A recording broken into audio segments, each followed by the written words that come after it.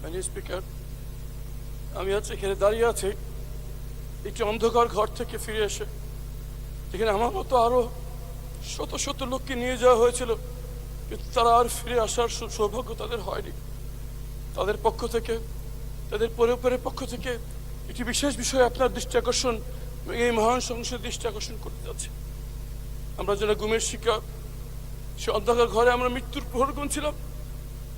আমরা মনে দিয়েছিলাম এই অন্ধকার ঘরে আমাদের মৃত্যু হচ্ছে, হয় তারা আমাদেরকে হত্যা করবে, এখানে আমাদের মৃত্যু হবে। কথা বলার কেউ ছিল না আমাদের। কীট পতঙ্গ, পিঁপড়া, টিকটিকের সাথে কথা বলতাম।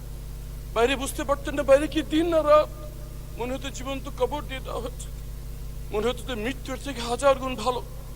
মনে করতাম যে আজকে রাতে হয়তো হত্যা করা হবে। এভাবে মৃত্যুর প্রহর যখন গুনছিলাম, একদিন রাতে ট্রেনে হিসছে যখন আমাকে সেখান থেকে বের করছে, আমি ধরে নিয়েছি এখন আমাকে হত্যা করা হচ্ছে। আমি সূরা ইয়াসিন পড়া শুরু করলাম যাদের মৃত্যুটা সহজ হয়, কিন্তু পরে জানতে পারলাম কিছু বাচ্চা ছেলে মেয়ে জীবন দিয়ে, চোখ হারিয়ে, পা হারিয়ে, ফ্যাসিবাদ কি বিচলিত করে আমাদেরকে আবার দুনিয়ার আলো দেখার সুযোগ করে দিয়েছে। মাননীয় স্পিকার, এই সংসদকে যদি বলতে হয় তাহলে বলতে হবে মুসলিমদের মিলন বেলা। এখানে এমন একজন কেউ পাওয়া যাবে না যে গত ফ্যাসিস্ট আমলে জুলুমের শিকার হয়নি।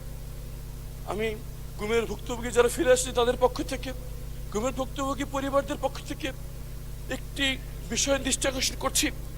আমরা স্তম্ভিত হয়ে লক্ষ্য করছি আমাদের সাথে যা করা হয়েছে, এই জুলুম যদি এই বাংলার মাটিতে আর কোনোদিন না হয়, সেই নিশ্চিত করার জন্য যে দুটি আইন করা হয়েছিল, গুম প্রতিকার এবং প্রতিরোধ আইন এবং মানবাধিকার কমিশন আইন, বিশেষ কমিটি এই আইনগুলো বাতিলের সুপারিশ করেছে। মাননীয় স্পিকার, কেমন করে যে নিজের গুমের শিকার ভুক্তভোগী,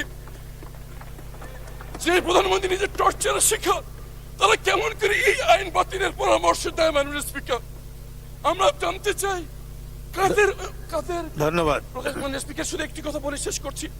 আমাদের ভুক্তভোগীদের পক্ষ থেকে আমাদের আবেদন, যদি সরকার কোনো পরিশোধিত করতে চায়, এই আইনটিকে আগে অনুমোদন দিয়ে আইনের রূপান্তরিত করুক, পরে সংশোধনী বিল এনে তাকে সংশোধিত করা হোক।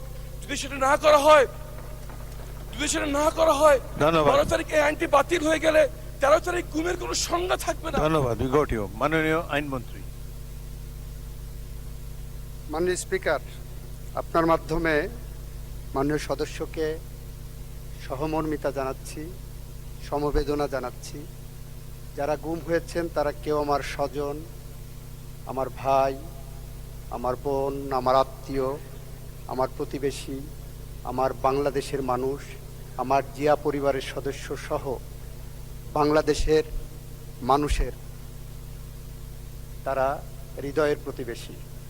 মাননীয় স্পিকার, ওনারা যেটা নিয়ে হইচই করছেন, ওনারা সেইটা আইনটা ভালো করে মনে হয় দেখেননি। মানবাধিকার কমিশন আইন এবং গুম প্রতিরোধ আইন যেভাবে করা হয়েছে অর্ডিন্যান্সে, সেটা করলে গুমের শিকার সদস্যদের প্রতি অবিচার করা হবে। কারণ আমরা একই সাথে আইসিটি অ্যাক্ট 1973 সালে ক্রাইম এগেনস্ট হিউম্যানিটির মধ্যে গুমের সংজ্ঞা অন্তর্ভুক্ত করেছি।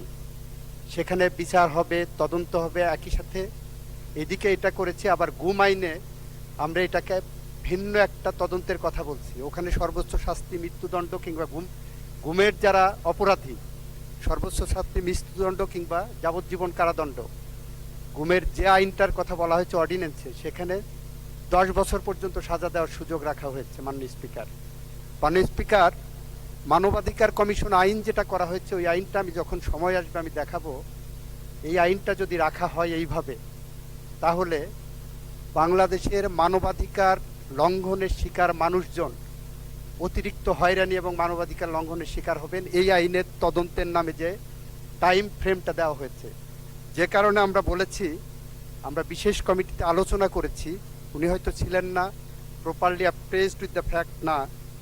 আমরা বলছি এই দুইটা আইনই আরও বেশি যুগোপযোগী, আরও বেশি জনকল্যাণমুখী, আরও বেশি ন্যায় বিচার নিশ্চিত করার জন্য আমরা এই সেশনের মাঝামাঝি বা পরবর্তীতে অংশীজনদের সাথে আলাপ আলোচনা করে পরবর্তীতে সুনির্দিষ্টভাবে বিল আনবো, যাতে করে অপরাধীরা কোনোভাবেই ছাড়া না পায়। কারণ ব্যারিস্টার আরমান আমার ভাই, আমার স্বজন, আমার সহকর্মী। উনি দীর্ঘদিন ধরে যেভাবে গুমের শিকার হয়েছিলেন এবং এভাবে বাংলাদেশের 700-র বেশি মানুষ গুমের শিকার হয়েছিলেন, তাদের মধ্যে আমাদের মাননীয় স্বরাষ্ট্রমন্ত্রী এখানে আছেন। স্বরাষ্ট্রমন্ত্রী যেভাবে গুমের শিকার হয়েছিলেন, মৃত্যুর প্রহর গুনেছিলেন প্রতিদিন, তাকে যেভাবে পার্শ্ববর্তী রাষ্ট্রে ডাম্পিং করা হয়েছিল, যেভাবে উনি বিচারের মুখোমুখি হয়েছিলেন, যেভাবে উনি বাংলাদেশে ফেরত এসেছেন, এটা মনে করার কোনো কারণ নাই। গুমের সাথে জড়িত যারা অপরাধী ছিলেন তারা কেউ আইনের ফাঁক দিয়ে বের হতে পারবে। সে কারণেই আমরা বলেছি, গুমের আইনে যে সাজা প্রেসক্রাইব করছেন, গুমের আইনে যে তদন্তের পদ্ধতির কথা বলেছেন, আর আইসিটি অ্যাক্টে যে গুমের ক্রাইম এগেনস্ট হিউম্যানিটির কথা বলেছেন, দুইটার মধ্যে যাতে সাংঘর্ষিক কোনো অবস্থা বিরাজমান না থাকে, সে কারণে এই আইনগুলো আমাদের যাচাই বাছাই করা দরকার। গুম আইনে আবার মানবাধিকার কমিশন আইনের তদন্ত সংস্থাকে রেফার করা হয়েছে। এই সবগুলো আমাদের যাচাই বাছাই করতে হবে এবং আমি আশা করব যাচাই বাছাইয়ের যে প্রক্রিয়া হবে সেই প্রক্রিয়ায় ব্যারিস্টার আরমান সহ এই সেক্টরে যারা ভুক্তভোগী হয়েছেন তারা সদস্য হিসেবে থাকবেন এবং তাদের মতামত দেবেন। আপনাকে ধন্যবাদ মাননীয় স্পিকার। ধন্যবাদ মাননীয় সদস্যবৃন্দ। বিষয়টি অত্যন্ত গুরুত্বপূর্ণ, যেটি যারা আরমান রেজ করেছেন। আইনমন্ত্রী আশ্বস্ত করেছেন যে গুম নিরোধের জন্য কঠিন একটি আইন পরবর্তীকালে আনা হবে।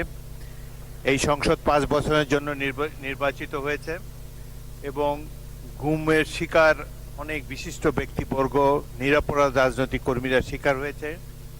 আমরা আশা করব সরকার এবং সরকার দলীয় সদস্যবৃন্দ, বিরোধী দলীয় সদস্যবৃন্দ মিলে এমন একটি কঠিন আইন করবেন যাতে করে ভবিষ্যতে কোনো নাগরিককে গুমের শিকার হতে না হয়। আপনারা ধৈর্য ধরে অপেক্ষা করেন, নিশ্চয়ই এ ধরনের আইন এই সংসদ প্রণয়ন করবে। ধন্যবাদ সবাইকে। মাননীয়